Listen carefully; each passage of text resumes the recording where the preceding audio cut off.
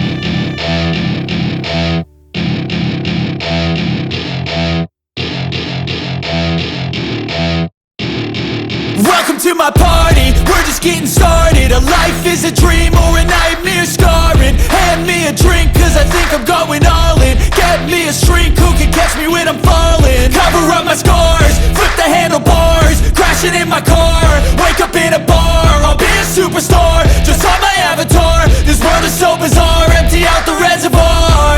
Yeah, I'm taking 6 shots, yeah, straight to the face. And I wanna get lost, I'm sick of this place. Don't know how to stop when I'm feeling this way. So I'm taking 6 shots till I'm feeling okay. I think I'm going crazy, don't think I'll get home safe. So I'm taking 6 shots, all straight to the face. I'm taking 6 shots, are you coming with me? I'm taking 6 shots, yeah, straight to the face. And I wanna get lost, I'm sick of this place. Don't know how to stop when I'm feeling this way. So I'm taking 6 shots till I'm feeling okay.